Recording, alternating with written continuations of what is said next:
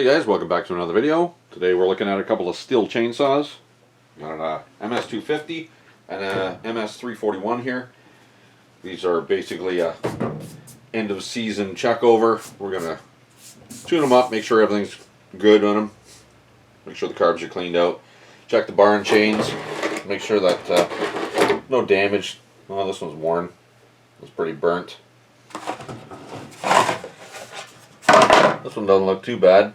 Oh, a little blue spot up here. Oh, it's blue all the way, so that's the heat treating on the bar, so that's fine. This one probably just do a little dressing. They tend to mushroom out at the bottom, especially when you push on them. When they get dull, a little bit dull, people tend to push on them a little. It's got a tip of a tooth missing here.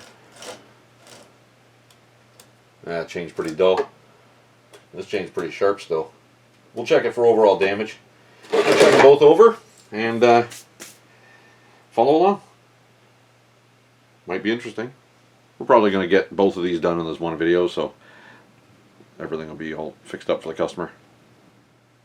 Okay, so let's get into this thing. Customer said it does run, so I took it outside, fired it up, let it run. Before that, I made sure there was some oil in the tank, and I let it idle, warm up a little bit, and then I was giving it some throttle. And I just want to make sure that it's actually oiling, because that's an issue. Can be. This one's oiling fine, so this is just a quick maintenance check. Now let's take the top cover off, put choke on, get our cover out. Air filter is full of crud like usual. Now this saw on this decal says it's got a 16-inch bar on it, but the bar that's actually on it is an 18. So it looks like the customer has upgraded it, or it was upgraded at the dealer before he bought it. We'll just blow that one out with compressed air. Got some crud on it.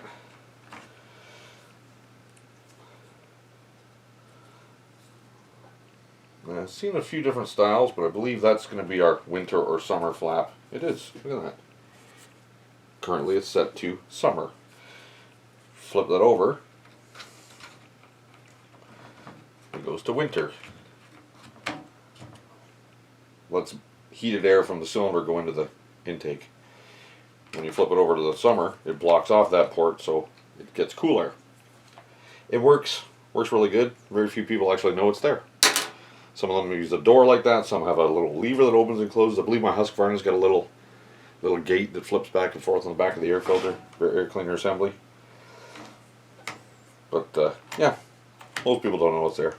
It does make a difference if you're running cold weather. Let's get that plug out of there.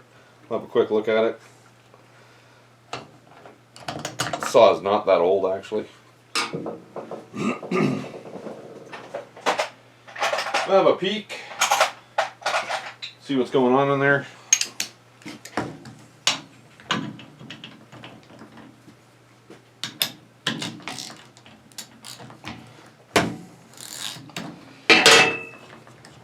I don't mind working on chainsaws so much. I have to say, out of everything, they're probably my least favorite just because they're oily and crappy. Oh, that's pretty dirty. Dirty. It's a Bosch. Probably have an NGK equivalent for it. I'm going to check down on the cylinder, see what's going on in there. Just looking for scratches and damage. I'm looking right through the port at the exhaust side, because that's usually what gets damaged first. I don't see any scratches in there. Looks okay. It's got lots of compression. It does run really good, so I'm not worried about that. Basically, we're going to do a cleanup. Okay, we'll leave the plug out of there for now. We're going to get the chain off of there. I got to address that bar. I'll show you what I mean by that in a second. It's got blue edges here. That's our heat treating on this bar in particular. Not all bars will show that blue, but this one does.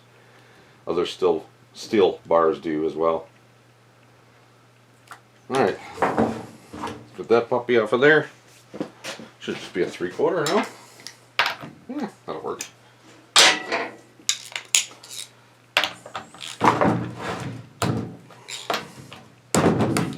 I've seen a lot of these over tightened as well. They don't need to be crazy tight. Just snug. One, two. I'm gonna blow all that crud out of there too.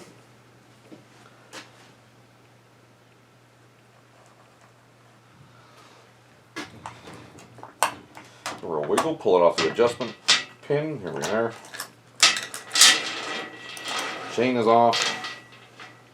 This chain has got a lot of flex in it. So you grab a few links and you push them together in and out. That's usually how you check for wear. Now this one's got a bit. It's got a bunch of damaged teeth too, so we're going to end up probably putting the chain on it.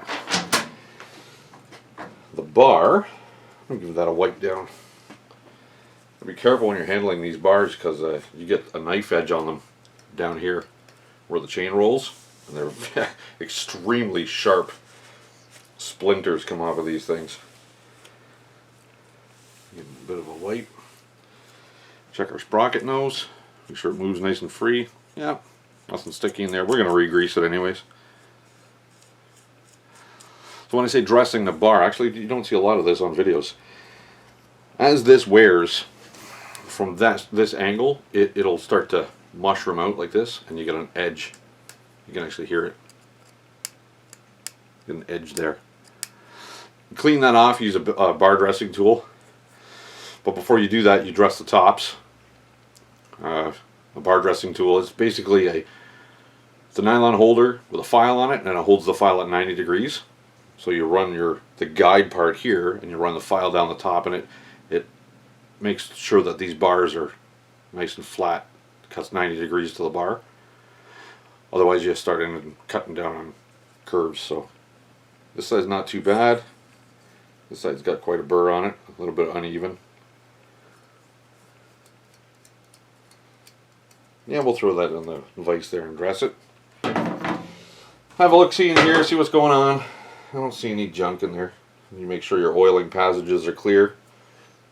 Everything looks pretty good. Make sure there isn't a big whack of sawdust on this mating surface where the bar sits. It'll push the bar on there on an angle, or tweak it or twist it. Check the bar area here. Make sure there isn't any squashed down chunks of sawdust. We're going to run something through that groove. We're going to clear that groove out. Make sure that the oil holes here are clear. Make sure that the bar can get oil. But let me get this in a vise, and I'll dress it. We'll see how that goes. Oh, I should check this too. There's a little bearing, needle bearing underneath here. I'm not going to take it all apart because I don't need to. That clutch will rock real bad if those bearings are bad. This one isn't. I believe this model, that hole is a grease hole for greasing those bearings. But you know what? I'm going to take it off anyways. I'll take it off and put some grease in there and show you what's inside. Where's my screwdriver? Here it is. Little E-clip on the end of the crank here. Careful. These tend to fling across the shop. Keep your fingers on it. There we go. E-clip and a washer. We'll slide our clutch off. We'll give that a wipe out. Here's our bearing. No heat discoloration on it. We're going to pop some grease in it. Clutch looks okay. Springs don't look like they're broken or stretched. I'm going to grab some lithium grease. Nice thin grease. It's my go-to grease for most of this stuff. A little bit of grease. Slide it on these rollers. You don't want too much. You don't want it flinging everywhere. Let's give her some. Let it work itself in. Nice and greased. Of course, I didn't get my brake clean while I was over there. A little bit of brake parts cleaner. We'll clean out the inside of this clutch. Get the oil out of it. They do get oily. It doesn't affect them too much as long as they're not caked in it.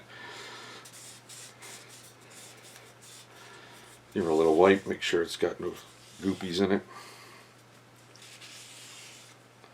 On that surface there, the clutch, the centrifugal clutch opens when the RPM goes up, and the shoes grab on the inside here. I'll just clean that up. These can get overheated, especially if you've run it with a clutch, the brake on. This one doesn't show any purple spots, nothing crazy in there. The chain brake actually grabs the outside here and holds it. Okay, that can go back on.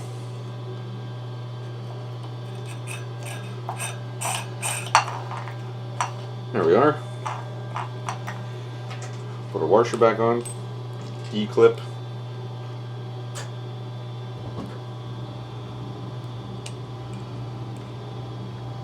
My pliers.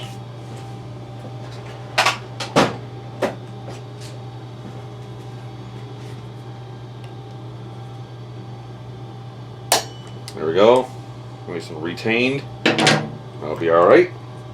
Like I said, we're going to blow all this out with the compressed air before we put everything back together anyways. Usually stuff builds up in here, so. Yeah, okay. I'm going to get that bar set in the vise. Get you guys turned around so you can see what I'm doing. I'll show you how to dress that thing. I went ahead and I already did the top rails. Make sure they're nice and parallel. This actually is just a tiny little touch up. It's in really, really good shape, but we still need to get those edges off. I'll just show you this quick little tool that I made. I use it as a bar dresser. It works just fine. I just clamped a file onto a piece of squared off aluminum stock. You can buy the actual dresser for like 25 bucks or something. I don't have one handy, so. Anyways, all this does is hold the block and the file at a 90-degree angle. So now we're going to take these edges off. You saw me pick it with my nail. Make sure your file's traveling in the right direction for the teeth. Lay it flat on the top of the rails. Just give it a pull. You don't need to take much off, just a couple of runs. Should straighten out very quickly. There, that side's done already.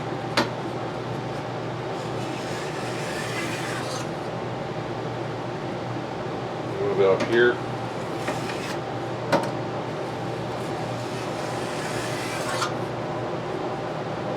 A little bit here.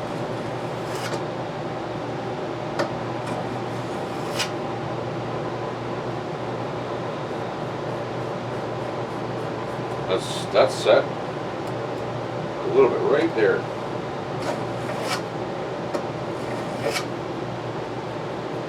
You just don't want to feel anything gripping as you slide your fingers up it. So that piece is gone. Where I was picking my fingers on before, my fingernails, can't even feel it anymore.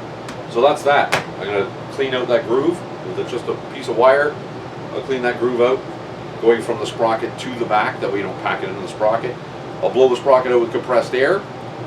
Don't let the bearing spin very fast if you do with compressed air, because it can damage the bearings. They're not designed to go 15 gajillion RPM. So I'll just basically, I'm going to hold the teeth and blow it with a blowgun and get some of that junk out of there. I'm going to flip it over, do the other side, and we'll come back and clean the rest of the saw up.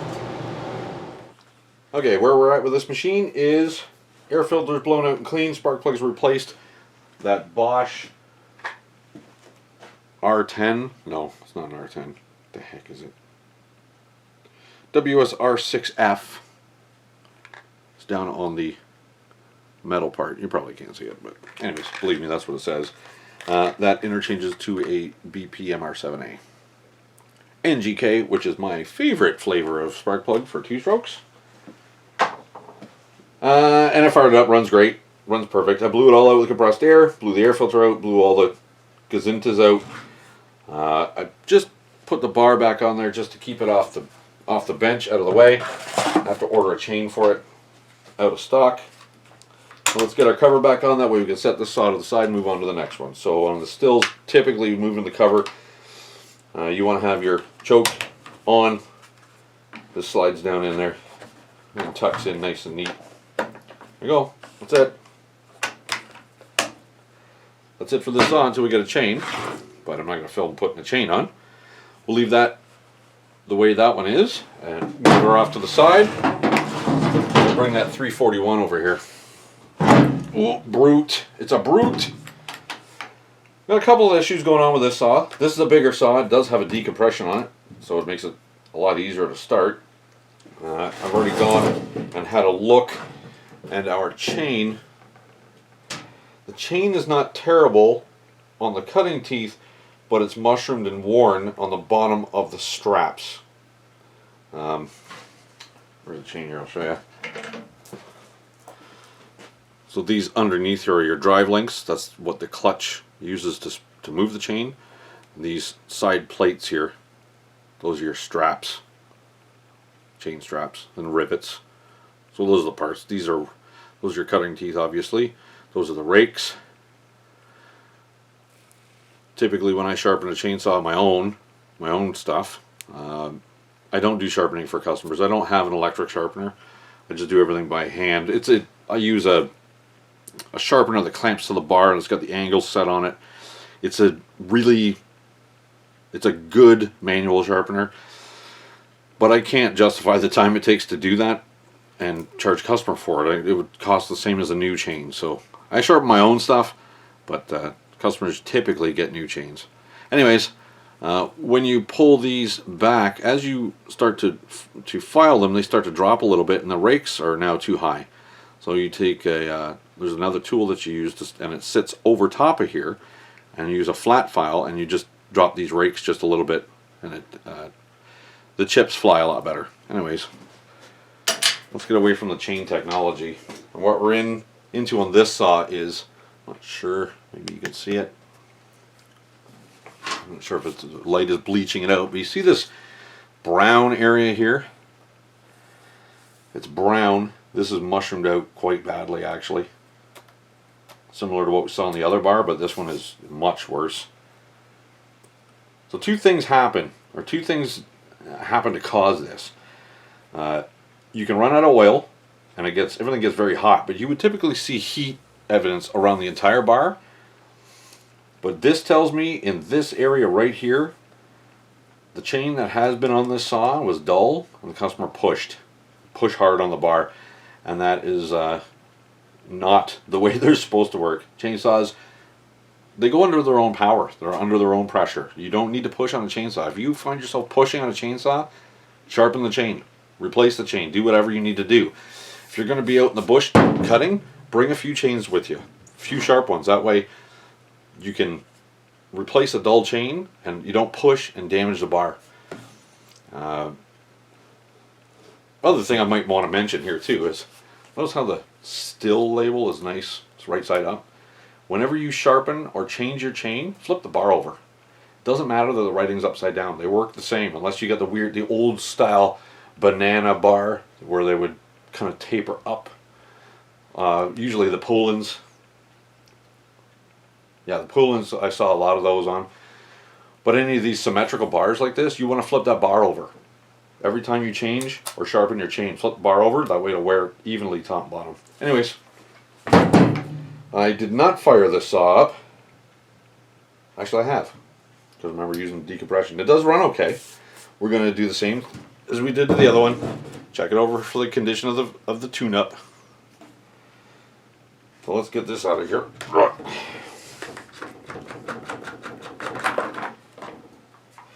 Massive air filter on this compared to the MS250.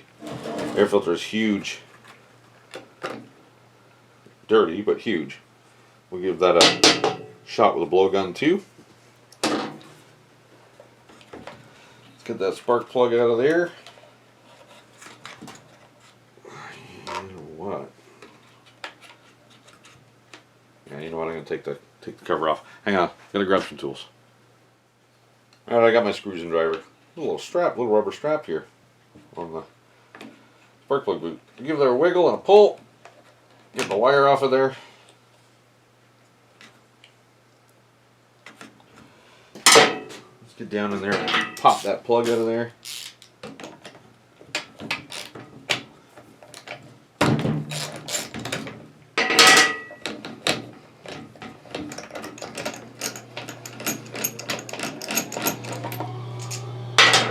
What do we got?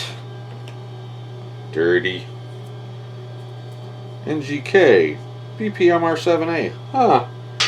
Good thing I stocked them. That's what was in the other one. It's due.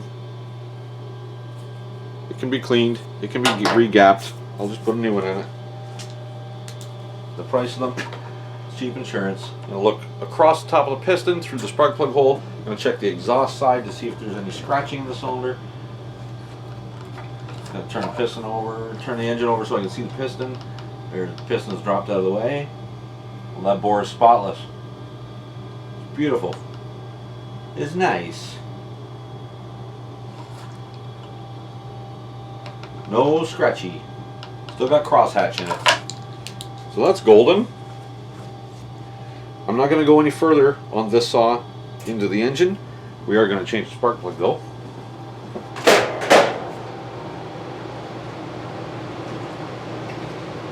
Another BP MR7A. Ooh, fresh. It smells fresh. That's gapper. Should be about 20 thou. Oh, it's open a little. There we go, 20 thou. Get it down in its compartment.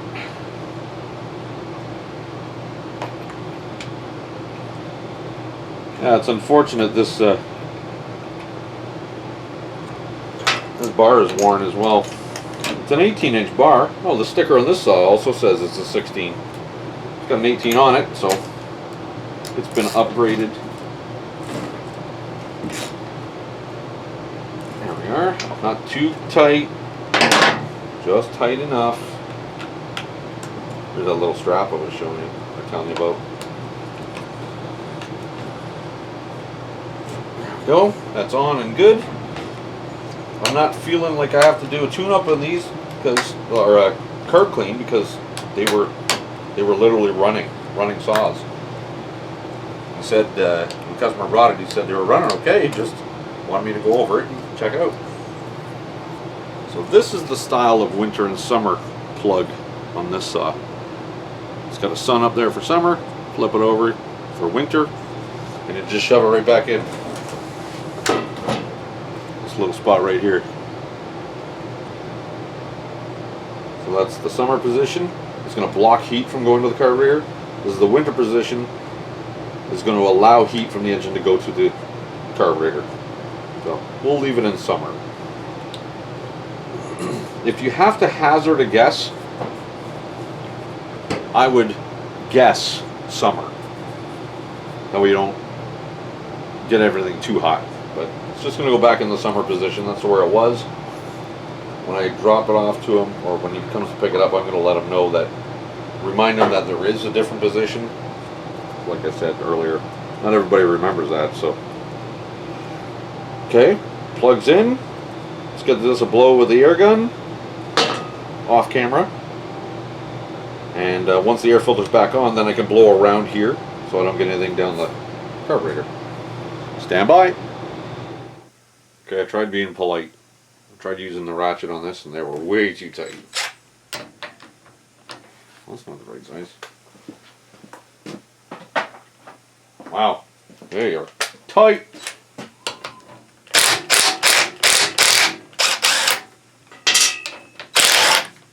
The back one wasn't bad, but the front one was tight. Holy. Caked.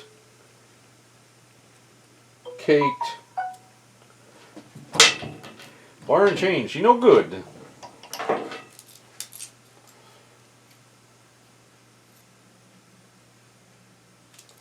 Okay, well, the chain's coming off.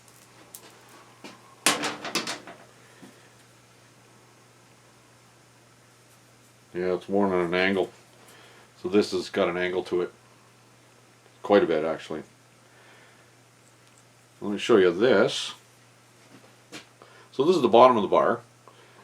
And see that little, the notch there, the rounded part? That's what happens when you run the saw with loose chain. It comes around here, whips real hard and smacks into the bar and then travels along. But that little rounded part there tells me the chain's been run loose. Quite loose for quite some time.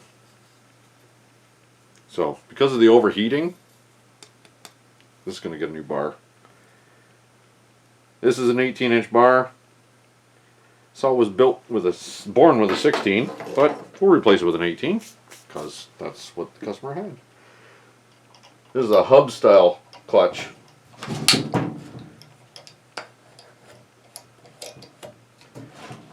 Well, what I'll do is, you saw the other one, it's got a sprocket, so it's like a star. This is a hub style. So this little hub ring is replaceable when it wears. It just splines onto the clutch. But we're going to take it off anyways to grease that, and I'll show you the difference when I get it apart. This is a nice pro quality. Okay, so I'll get that, I'll get the flipped on its side. We'll get that hub off of there, and I'll show you the differences when we grease that bearing. Alright, so the blowgun got away from me and I started blowing all kinds of stuff out and cleaning it. So I wanted to get in behind here. This is where the oiling system is, and check to make sure that everything in there was still clean, not full of crap. And I did notice that the screw that holds that plate down was loose, so I wanted to see what's going on in there anyways. But I blew all that schmangy out of there, so that's okay. Get that plate screwed back down.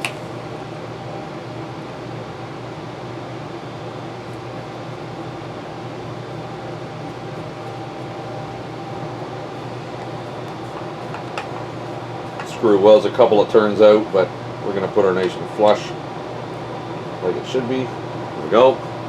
So that's our oiling hole for the bar. Everything's clear in there. That's good. Let's get this off of here and I'll show you that different style of drive.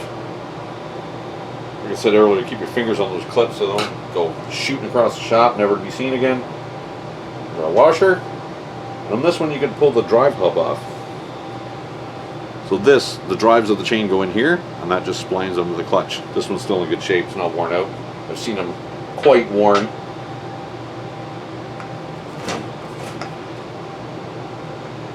Yeah, they get pretty worn. Get a pair of pliers to help me with that.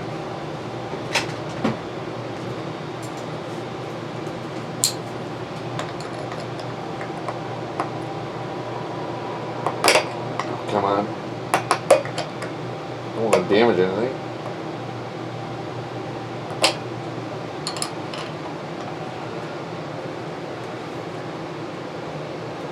Come on off of there.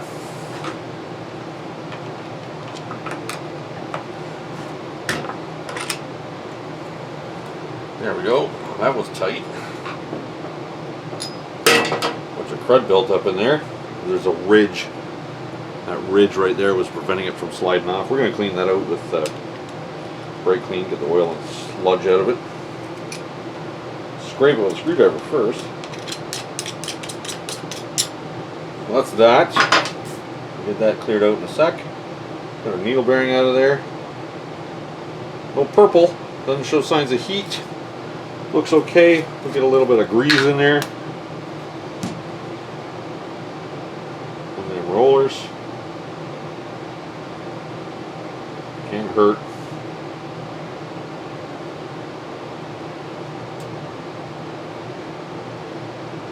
There we go. Springs look okay. Nothing's overstretched. Nothing's broken. All three springs are currently working. Grab some brake clean again and wipe this out.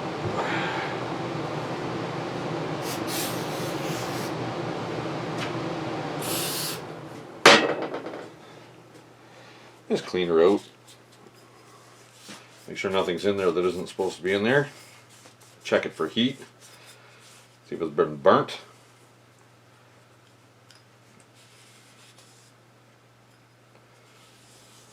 Nope, I'm not seeing any heat spots in there. Looks okay. The outside of white too.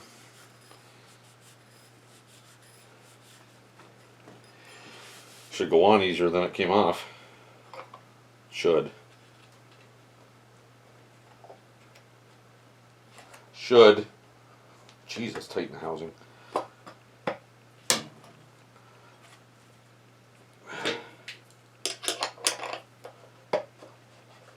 There we go.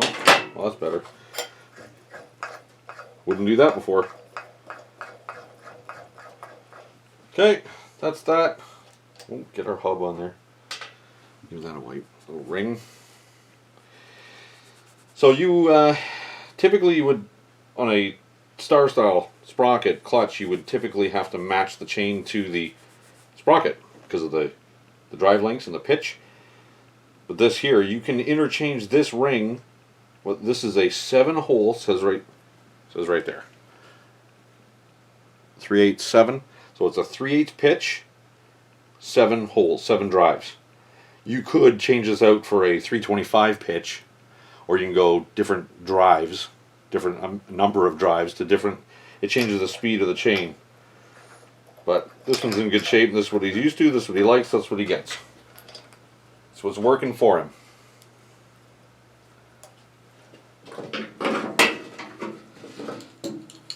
Some pliers back in there.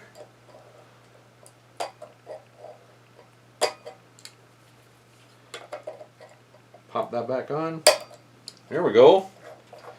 Well, that's good. That'll work just fine. One more thing to check before we basically put this video on hold due to lack of parts is this muffler screen. The screw is missing. There's a screw that's supposed to be in that. Hold this muffler screen.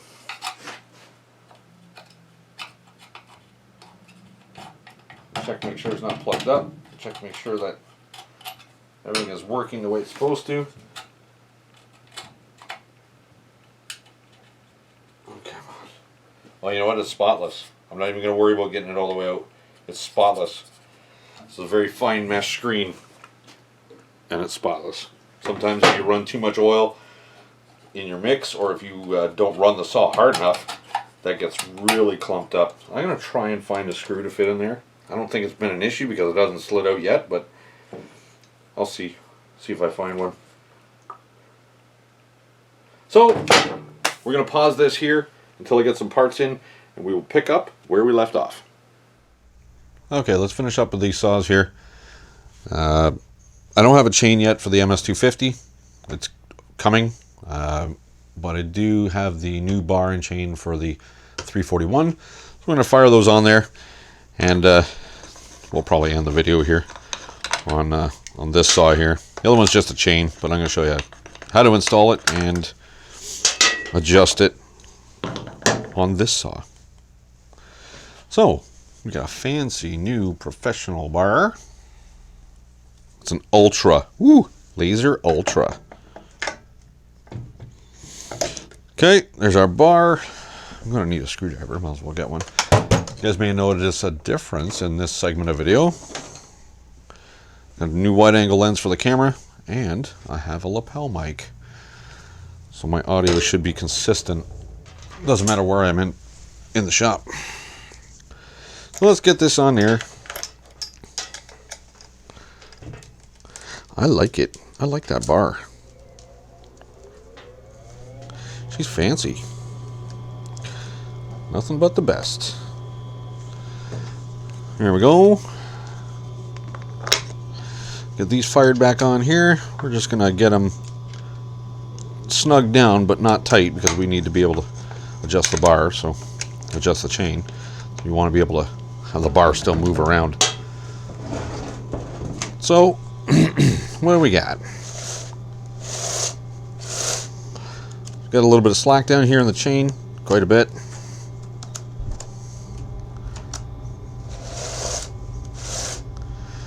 We're going to tighten that up just a little bit. On this machine, the adjuster is on the side here.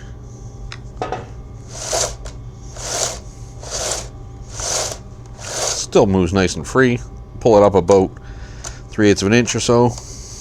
Give it a nice little pull. I'm also holding up on the tip of the bar. For a couple of rotations, a little bit of a pull. Got a little bit of slack still. You don't want to go too tight. You don't want to go too loose. There is a just right. and we're just about there. And that's just right there. So let's get her snug down.